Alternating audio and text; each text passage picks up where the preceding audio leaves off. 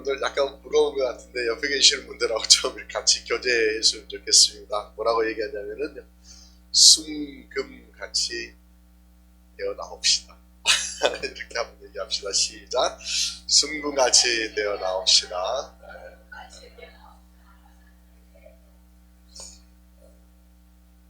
순금같이 빚어지는 과정입니다. 그리스도의 온전한 장성한 분량까지 자라가는 과정입니다. 자라는 과정 안에서 우리가 좀 미숙하고 넘어질 수 있죠. 부족할 수 있죠. 그럼에도 불구하고 방향은 정확하게 정하고 그 길을 향하여서 그대로 두벅거리며 가는 겁니다. 지난주에 제가 이어서 계속해서 말씀을 좀 나누려고 했는데, 제가 지난주에 힐린 아우엔의 예수의 길이라고 하는 책을 제가 지금 읽고 있고, 그 책의 내용 챕터들을 따라서 여러분 함께 공부하며 말씀을 나눈다라고 말씀드렸습니다. 두 번째 챕터인데요, 부름 나를 따르라 라고 하는 챕터입니다. 본문은 누가복음 오늘 5장 말씀인데, 이 누가복음 5장 말씀은 예수님께서 제자들을 부르시는 장면이에요. 제자, 특별히 베드로를 부르시는 이야기인데, 이 베드로를 부르시는 주님의 부름에 응답하고 따름의 길을 걷는 것이 짧게 드라마틱하게 소개되고 있지만 여기에 과정과 단계가 있고 그 다음 또 뭔가가 있다라고 하는 것들을 염두에 두시고 오늘 말씀들을 같이 나누시면서 주님을 따르는 우리에게 좀 도전이 되고 힘이 되고 위로가 될 수 있는 그런 시간 될 수 있기를 바랍니다. 말씀 안으로 들어가 볼까요? 누가복음 5장 말씀을 보니까 오늘 게네사렛 호수 이렇게 표현합니다. 갈릴리 바다입니다. 갈릴리 바다에서 그물을 싣는 어부들이 있고요. 한편에서는 지금 뭔가 예수님께서 가르침을 주고 있는 그런 이야기가 소개가 되고 있는데, 이게 언제 시간적으로 언제쯤일까라고 하는 것을 짐작해 볼 수 있는 게, 밤을 샌 이후에 그물을 씌었다라고 보니까 아마 이른 아침일 겁니다. 이른 아침에 예수님께서 게네사렛 호숫가에서 말씀을 가르치시고 계십니다. 근처에 두 개의 배가 있는데요, 배 중에 한 배는 한 배에 올라서 가르치시는데, 그 배는 누구 배라고 했어요? 시몬의 배라고 그렇게 성경을 소개합니다. 그래서 시몬은 베드로예요. 베드로가요, 밤을 새워 그물을 던졌지만은 고기를 한 마리로 잡지 못한 채 지금 그물을 싣고 예수님께서요, 그 배에 좀 올라서 육지에서 좀 떨어져라 이렇게 청하고, 그리고 이어서 앉아서 우리를 가르치시는 얘기가 계속 소개되고 있습니다. 우리들이 이렇게 많이 모여 있는데 멀리 좀 보게 하시려고 그러셨던지, 마치 배를 무대 삼아서 주님이 모인 사람들에게 가르침을 주고 계시는, 가르침을 마쳤습니다. 예수님 말씀이 마칠 때 즈음에 4절 말씀 보니까요, 예수님 이런 요청을 시몬에게 합니다. 말씀을 마치시고 시몬에게 이르시되 깊은 데로 가서 그물을 내려 고기를 잡으라 이렇게 말씀하십니다. 여러분 지금 그림을 한번 여러분 스스로 한번 그려보세요. 말씀 딱 또박또박 내서 보지 마시고 그 말씀을 드려야 되는 베드로의 얼굴 표정을 한번 생각해 보십시다. 어떨까요? 베드로가 지금 굉장히 좀 피곤해 지쳐 있을 것 같아요. 초췌한 모습의 베드로가 보입니다. 밤을 새워서 그물을 내려 물고기를 잡았는데 한 마리도 잡지 못했는데, 집에는 누가 있어요? 가족들이 있어요. 장모도 계시고 아내도 있고, 전승에 의하면 자녀도 있었을 것이다, 그런 얘기도 있습니다. 여하튼 집에 기다리는 가족들이 있는데 가장이요 좀 빈손이고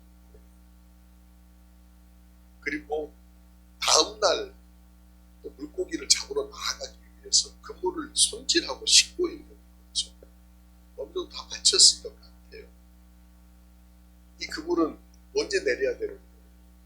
내일 내릴 거예요. 근데 오늘 갑자기 주님께서 깊은 데로 가서 그물이 내려 우리를 잡으라 이렇게 말씀하시고, 여러분 이게 좀 상식적으로 보면은 왜 이렇게 하시나 이런 어떤 의문점이 살짝 들려고 하는 지점. 말씀 중간중간에 있는 것들을 한번 그려보자라고 합니다. 5절 말씀에 딱 넘어오니까 베드로가 이렇게 말해요. 시몬이 대답하되 선생님, 우리가 밤이 새도록 수고하였으되 잡은 것이 없지만 말씀에 의지하여 내가 그물을 내리리이다. 가슴에 와닿는 단어가 두 개 딱 보입니다. 수고하였으되 말씀에 의지하여. 이렇게 됩니다. 수고하였다라고 하는 그 헬라어를 보니까 재미있어요. 코피아노라고 했어요. 코피아노. 그래서 얼른 떠오르는 게 수고한다는 것이 코피나게 일하는 거구나. 그런 생각이 살짝 들었어요. 여하튼 베드로가요, 수고하여서 고기를 잡으려고 밤새서 노력했지만 한 마디도 잡지 못했다. 그리고 수고해서 뭔가 대가가 있다라고 하면 그래도 뿌듯함이 있고요, 피곤함도 이렇게 싹 씻어 내려갑니다. 그랬을 거예요. 근데 수고는 수고대로 했는데 성과는 전혀 없으니 얼마나 무게가, 어깨가 좀 무겁고 피곤이 가중되겠습니까?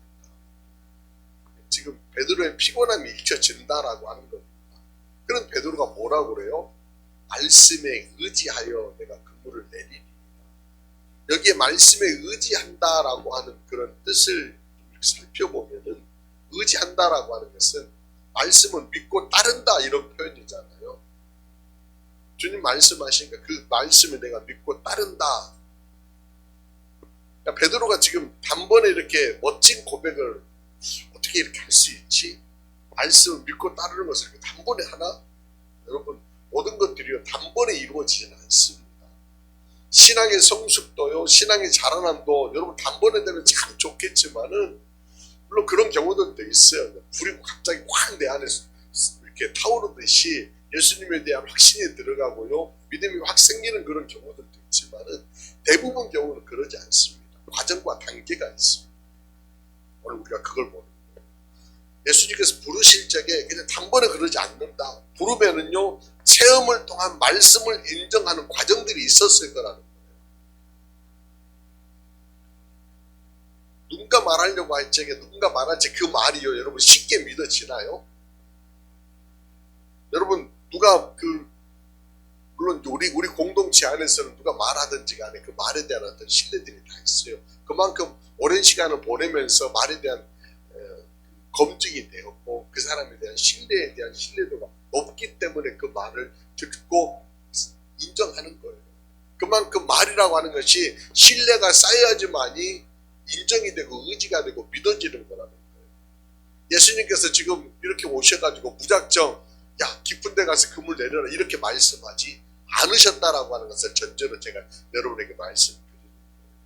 그 전제는요, 그 앞장에 보면은 내용들이 나와요. 앞장에 보면은, 사장에 보면은 뭔 일이 있었냐면요, 4장 38절에서 39절 말씀 보면은 베드로의 장모가요 10병을 앓게 돼요. 그 중환병을 앓고 있어서 사람들이 그를 위하여 예수께 구해요. 예수님이 가까이 오셔가지고 10병을 꽂으시고요, 그리고 나서 10병이 떠나가고 여자가, 장모가 예수님에게 일어나서 수종드는 이야기가 4장에 나와요. 그러니까 베드로 가정이 지금 그걸 경험했다라고 하는 거죠. 우리가 지난주에 요한복음 말씀 나누면서요, 안드레라고 하는 사람이 그의 형제 누구에게 찾아가요? 시몬을 찾아가서 내가 누구를 만났다 그랬어요? 메시아를 만났다 이렇게 얘기했다고 그랬잖아요. 그러니까 이미 안드레를 통하여서도 그가 예수님이 메시아다라고 하는 이야기, 증거들을 들었고, 지금 그의 장모가 열병에 걸렸을 적에 예수님께서 그 장모를 고쳐주신 이야기가 있어요. 그러니 그런 경험들, 그런 과정들이 있었다라고 하는 거죠. 그래서 그분이 지금 올라오셔가지고 배에서 가르침을 주십니다. 그런데 그 가르침의 내용들에 대해서 성경은 나오잖아요. 소개하잖아요. 일관되게 예수님이 가르치셨던 내용들이 아마 우리가 하나님 나라에 대한 이야기 아니었을까요? 하나님 나라는 이런 거다. 라고 하는 그런 얘기, 선포 이야기를 들려줬을 테고, 또 하나님 말씀들을 세세하게 풀어서 사람들에게 들려줬을 거예요. 그 이야기를 베드로가 가장 가까이 자기 배에 올라와서 예수님이 가르치시니까 그 예수님 옆에서 그 얘기를 지금 듣고 있다는 거죠. 그 얘기를 들을 적에 그 마음 가운데 한편으로는 콩캉 그러지 않았을까 생각해요. 그래서 오늘 말씀에 의지한다라고 할 적에 이 말씀이다라고 하는 헬라어는요, 두 개의 단어가 있어요. 헬라어 가운데. 여러분 요한복음에 보면 말씀이 육신인데 우리 가운데 임하심이라고 할 적에 그 말씀은 로고스예요. 로고스.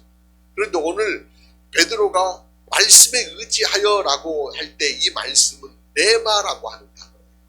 그러니까 같이 우리가 말씀이다라고 하는 그 단어로 이렇게 해석은 하지만 헬라어 단어는 두 단어가 쓰고 있는데 오늘 레마라고 하는 이 단어는 뭔가 어떤 약속, 이루어지지 않았지만은 어떤 말 이런 얘기들을 할 때 레마라고 하는 걸 쓰거든요. 그러니까 예수님께서 지금 가르침을 주시면서 어떤 약속을 지금 쭉 얘기하셨다는 거예요. 그 약속을 들으면서 주님 하나님 나라에 대한 이런 이야기 하셨잖아요. 제가 그 약속에 대한 것을 기대합니다. 소망합니다. 라고 하는 그런 마음입니다. 그래서 베드로가 그 말씀에 의지하여 깊은 데에 가서 그물을 내리다 하고 그렇게 하고 있습니다.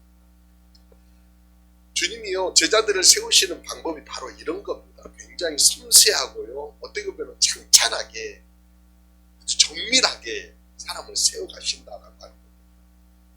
사람을 세워가실 적에 무슨 강압적으로 막 어떤 감당하지 못할 무게를 그냥 기워가지고 끌고 가시지 않는다는 거예요. 찬찬 예수님의 방법.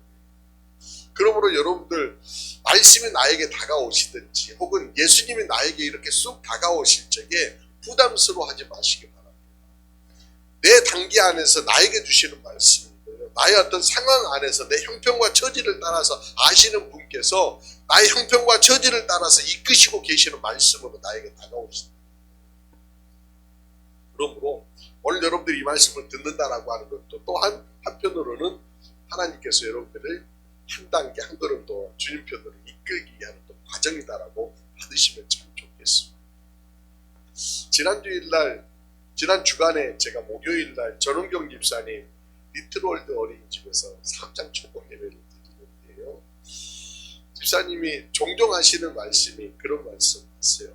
고백이기도 한데요. 예배 드리고 나면 목사님 어떻게 하셨어요? 나한테 필요한 말씀 꼭 주시네요. 이런 말씀 하세요. 그러면서 목사님 말씀을 들으면 소름이 돋는다는 그런 표현을 하시더라고요. 소름이 돋아요. 누가 내 형편 지금 고자질했다?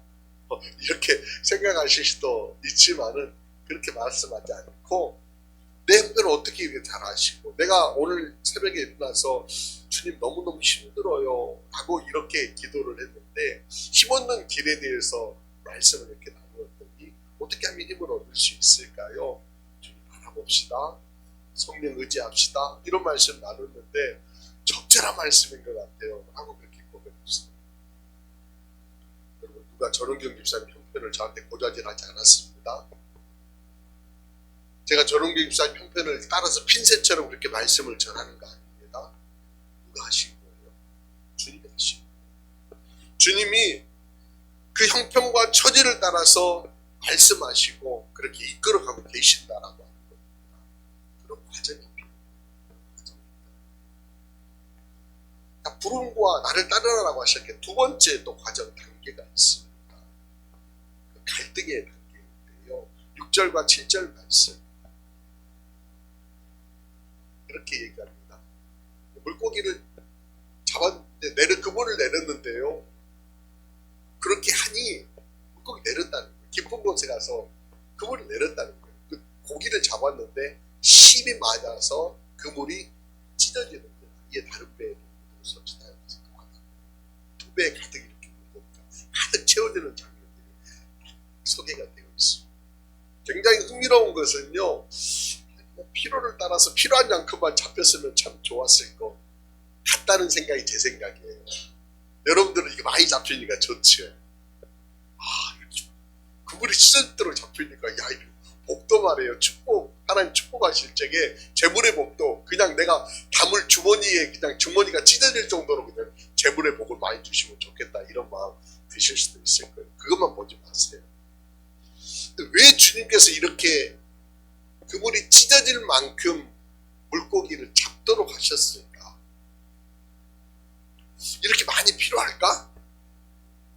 지금 평소처럼만 잡혔어도 베드로의 생각은 지금 틀려요. 깊은 곳에 가서 그물을 내리는 게 아니에요. 그물은 이렇게 물가에서 내려서 잡는 것이지 저 깊은 곳에서 물고기들이 없다라고 어머니들이 판단하고 이거 경험적 얘기인 거예요. 근데 깊은 곳에 가서 물고기를 잡았는데 평소처럼만 잡았어도 괜찮아요. 깜짝 놀랐을 거예요. 와, 깊은 곳에서도 이 정도의 물고기를 잡을 수 있네? 라고 했는데 베드로의 생각을 훨씬 더 초월해서 힘이 많아 그물이 찢어질 정도로 잡혔다는 얘기는 베드로가 기대하지도 않았는데 아니 한편으로는 말씀에 의지하기는 하지만 내리라고 하니까 내리는 거예요. 뭐 잡히겠어? 라고 하는 그런 마음이 있었을 때인데 이런 상황을 맞이하면서 베드로는 굉장히 난감함에 빠집니다. 난감함. 여러분들은 난감함 받으시죠? 좋잖아요. 베드로는 난감. 그래서 8절 말씀 보면은 그 난감함을 읽을 수 있는 게 8절에 이렇게 소개됩니다. 시몬 베드로가 이를 보고 이거 봤어요. 예수의 무릎 아래 엎드려 그리고 말합니다. 주여 나를 떠나소서 나는 죄인이로서. 굉장히 난감한 어떤 상황에 지금 처해 있어서 지금 뭔가 이렇게 두 다리가 부들부들 떨리면서 딱 엎드리고 있는 것처럼 보이지 않았어요? 호칭이 바뀌어요. 호칭이. 예수님을 향하여서 5절에서는 선생님 그랬어요. 그런데 오늘 8절에서는 주여라고 그렇게 부릅니다. 이걸 보면서 뭔가 베드로 안에서 예수님을 바라보는 어떤 관점들이 바뀌고요. 뭐 흔들림이 있다라고 하는 것을 보여줘요. 헬린 아우에는 그 책에서 이렇게 표현하더라고요. 이 장면을 베드로의 논리를 깨뜨리시는 과정이라고 설명했어요. 베드로의 논리를 깨뜨리는 과정. 그러니까 세상의 관점에서 보면은 많은 것이 좋잖아요. 풍성한 것이 좋잖아요. 그래서 우리가 자꾸 그런 거 쫓아가잖아요. 더 많은 부호, 더 많은 성공, 더 많은 것들 이런 것들을 따라가잖아요. 그런데 그걸 지금 주님이 딱 깨뜨리신다는 거예요. 짐 콜린스라고 하는 사람이 그런 얘기 했는데요. 좋은 것은 위대한 것의 적이다라고 하는 그런 얘기를 했어요. 좋은 것은 위대한 것의 적이다. 아니, 좋은 것이 어떻게 위대한 것의 적이 되지? 여기 위대한 것이다라고 하는 것은 주님의 일이라는 거예요. 주님의 일에 적이 되는 것이 좋은 것이다라고 하는 거예요. 좀 이해가 안 되는 그런 말씀처럼 다가올 수 있어요. 여기서 좋은 것은 내가 좋아하는 것, 내게 좋은 것. 나쁜 것이 아니라 좋은 것이니까 여러분 좋은 게 좋은 거잖아요. 물고기 많이 잡은 건 좋은 거잖아요. 배에 가득한 건 좋은 거잖아요. 그런데 그게 하나님 편에서는 적이다라고 하는 것들을 지금 딱 깨우침 준다는 거예요. 지금 온통 베드로의 시선 안에서는 뭐가 지금 그 눈 안에 그 마음 가운데 있어요. 전날 물고기 못 잡았으니까 온통 뭐에 신경이 가 있다는 거예요? 물고기에 가 있다는 거예요. 그래, 그 물고기에 신경 가 있는데 그 물고기가 많아졌어요. 엄청나게 많아졌어요. 그런데 베드로의 안에서는 내적 갈등이 확 일어나는 거죠. 주님이 내 마음을 어떻게 하셨지? 이렇게 많은 것들을 부어줘? 그물이 찢어질 정도로 내 배에 채우지 못하고 두 배에 가득 채울 정도로 주님이 부어주셔? 이거 주님 뭘 나에게 요구하시는 것이지? 라고 하는 그런 갈등들이 그 가운데 딱 생기게 된다는 거죠.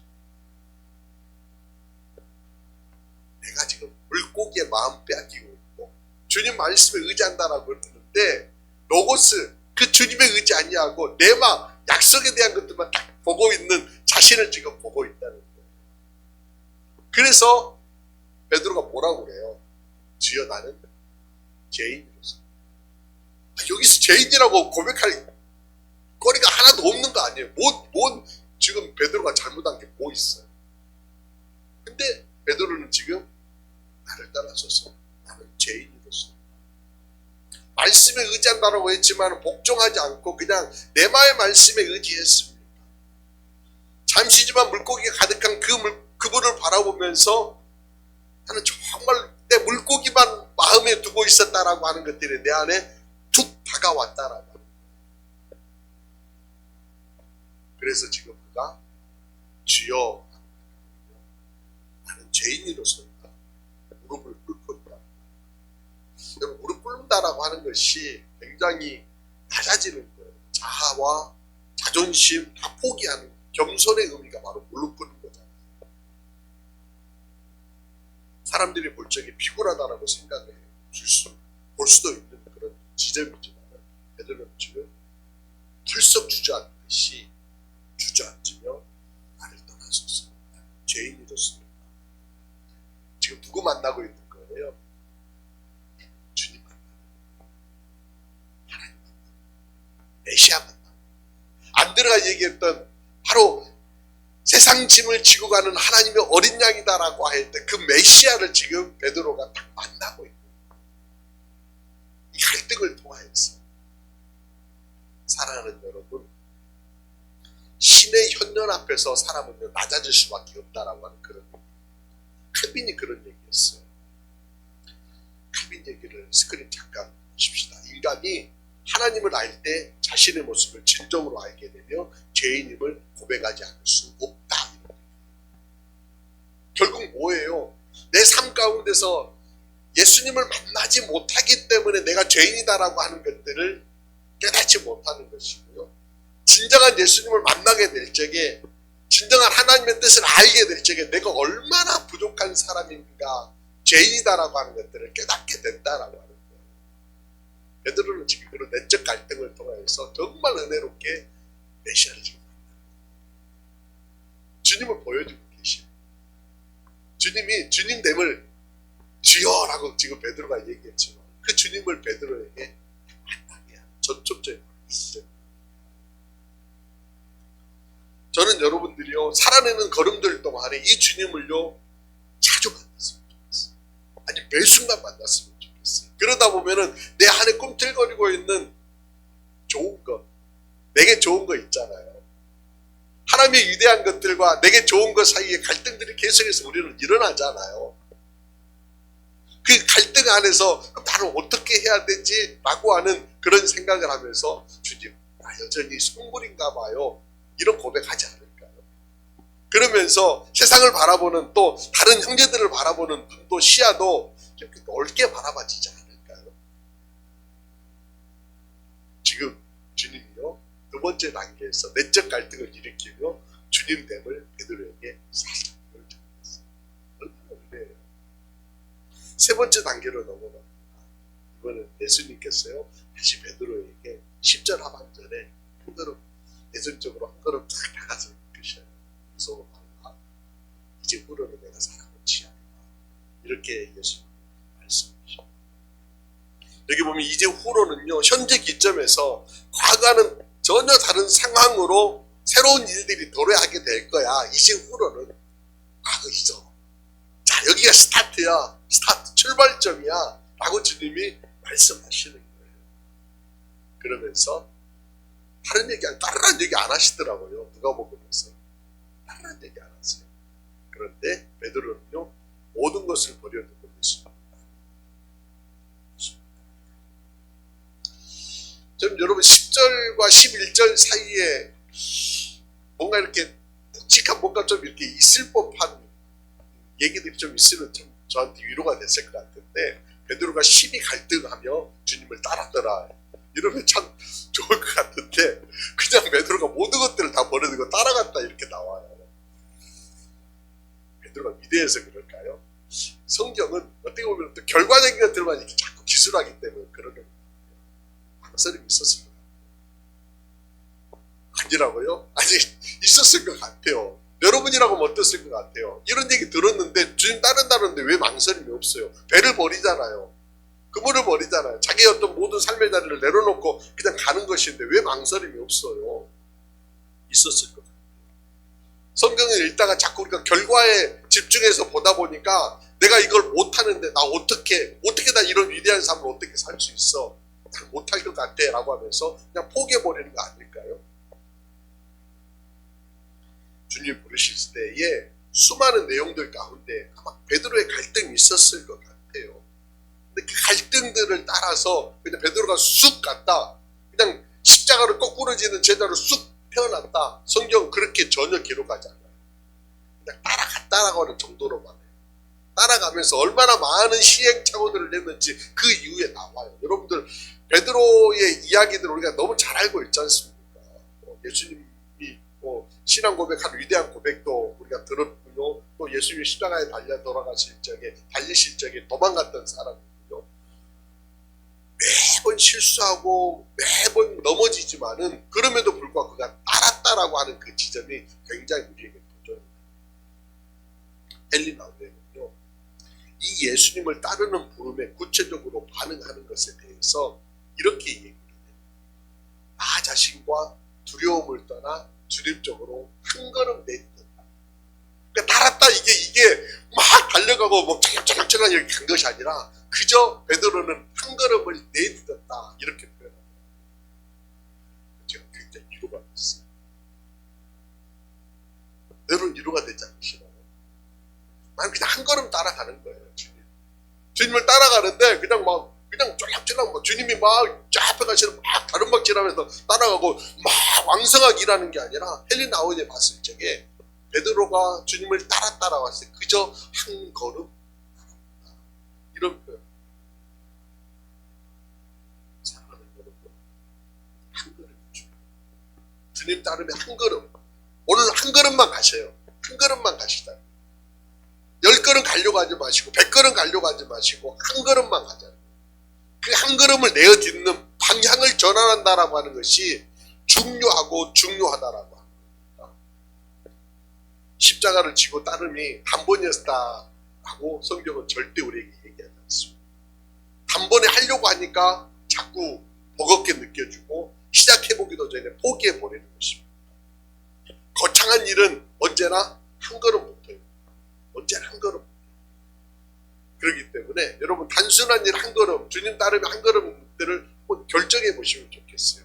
내가 주님을 따르는 한 걸음, 오늘 뭐 하지? 오늘 뭘 할까? 자녀에게 소리 지르지 않기, 비방하지 않기, 험담하지 않기. 누군가 여러분 싫은 사람이 있으시죠? 미운 사람이 있으시죠? 눈에 띄지 않았으면 좋을 그런 사람들이 있으시잖아요. 근데요, 한 걸음 내딛자고 그랬으니까 마음에 들지 않는 사람이지만은 이렇게 마음에 먹으세요. 눈에 띄어도 괜찮아. 한 걸음이니까. 눈에 띄어도 괜찮아. 한 걸음이니까. 10걸음이라고 아닌데 한 걸음이니까. 근데 그 한 걸음이 또 내일 또 한 걸음이면은 눈에 띄네? 그래. 커피 한 잔 정도는 내가 사준다. 그럼 2걸음 간 거예요. 그래. 밥 같이 먹자. 3걸음 간 거예요. 근데 모든 것은 어디서 또 출발해요? 한 걸음부터. 안 보려고 하니까 밥도 못 먹고 커피도 못 마시는 것이지만은 그래. 내 눈앞에 있는 거 내가 인정해 준다. 한 걸음이 결국은 2걸음, 3걸음으로 갈 수 있는 거예요. 선 프란체스코가요, 굴에 들어가서 기도하는 어떤 생활들을 했는데 그 굴에 들어가는 시간이 무려 4년 걸렸대요. 4년. 굴을 바라보고 저 굴에 들어가야지 라고 했는데 4년 걸렸다니까요. 한 번에 들어간 게 아니에요. 설교 전에 나누었던 영상 보셨잖아요. 엄마 곰을 따르는 아기 곰이 언덕을 올 때 한 번에 오르지 않지 않습니까? 올라가는 아기 곰을 엄마가 또 밀착에 계속해서 미끄러지지만 오르기를 반복하며 또 오르지 않습니까? 베드로와 예수님을 따르던 무리들도 역시 단번에 모든 것들을 버리고 주님을 따르는 결과를 딱 하지 않았다라고 하는 겁니다. 그 안에는 수많은 내적 갈등도 있었고요. 주님은 그렇게 한 걸음 내어딛도록 지금 찬찬하게, 세심하게, 갈등하지만 사람을 걸을 거야.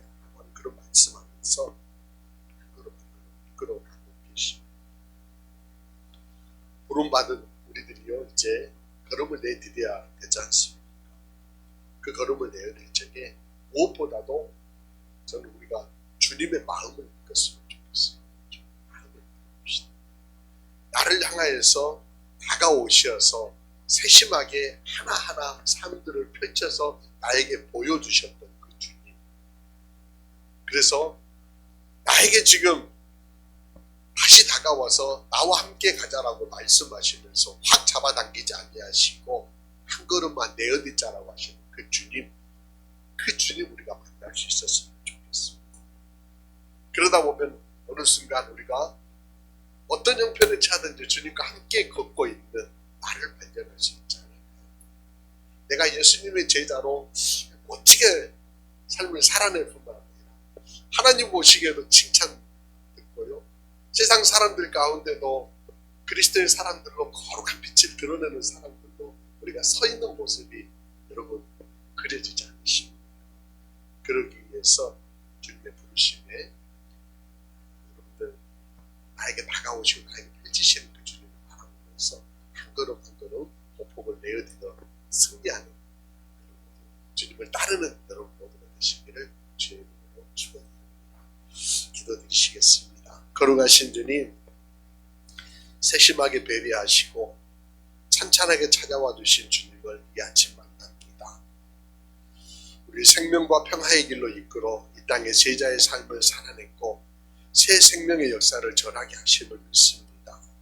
그 길 따름이 쉬운 길이 아니지만 평안과 기쁨의 길임을 믿습니다. 이 길 가도록 도와주옵소서. 그 길이 고난의 길이라 할지라도 기쁜 마음으로 받아들이고 펼치신 주님의 손길을 통해 주님의 마음을 읽으며 의지로 주님을 따르게 하옵소서. 힘든 일이 많겠지만 주님과 함께 하라면 기꺼이 감당하며 그로 인해 점점점 빛 가운데로 한 걸음 한 걸음 나아가는 하나님의 사람들, 주님의 제자들이 되게 하여 주옵소서. 걷는 걸음 주님 놓치지 않도록 도우시고 주 안에서 기쁨과 평안을 풍성하게 누리도록 은혜 베풀어 주실 것을 믿사오고 우리를 이끄시며 우리와 동행하시기를 기뻐하시는 우리 구주 예수 그리스도 이름으로 기도드리옵나이다. 아멘.